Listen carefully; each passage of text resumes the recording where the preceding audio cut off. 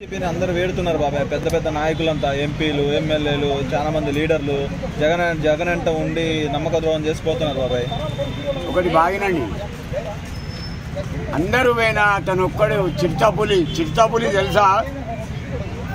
వాళ్ళమ్మ పెద్ద పులి షర్మిల ఒక టైగర్ అంటే ఒక చిన్న పులి. జగన్ అడవికి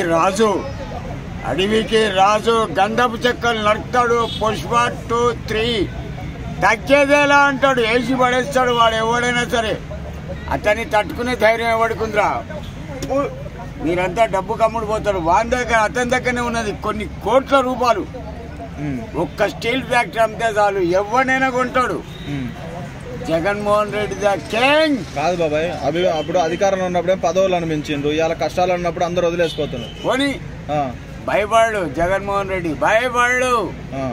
వాళ్ళ చెల్లి అతన్ని ఎదిరించిన ఒకటే అన్నాడు, నువ్వు నా కడుపులా నా తర్వాత మా అమ్మకు పుట్టిన చెల్లెవమ్మా షర్మిల, నువ్వేమన్నా అనుకో నా చెల్లెవే.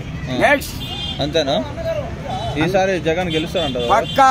అతన్ని తట్టుకోవాలంటే నీ తల్లి సిగదరగా 100 మంది ఏకమై వచ్చిన వాడిని బొచ్చు బీకరు.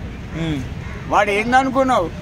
వాళ్ళ నాన్న రాజారెడ్డిని చూసిన తాతను ఓ నలుగురిని ఇట్లా పట్టిండు అనుకో, కదలరు. పులివెందల ఇగో ఇట్లా ఉంటాడు. వాళ్ళ అయ్యా ఒక పులి 2 పథకాలు పెట్టిండు. 108 ఆరోగ్యశ్రీ, దానివల్ల కొన్ని వేల మంది బతికిళ్ళు. అందులో నా భార్య ఒకలయ్యా. అందుకే నాకు కాంగ్రెస్ అంటే వీరాభిమాని. అందులో జగన్ అంటే ప్రాణం, జగన్ అంటే పిచ్చి ప్రాణం నాకు. నెక్స్ట్ కార్యకర్తలు ఇప్పుడు ధైర్యంగా ఉంటారంట బాబాయ్ అందరు పోతుంటే? ఇక ఒకటి బాగింది బాబాయ్, నీ ఆలోచన నీది, నా ఆలోచన నాది. ఏమంటావు? నీ అభిమానంతో నువ్వు దండేసి దండం పెట్టచ్చు, నేను విమర్శించవచ్చు.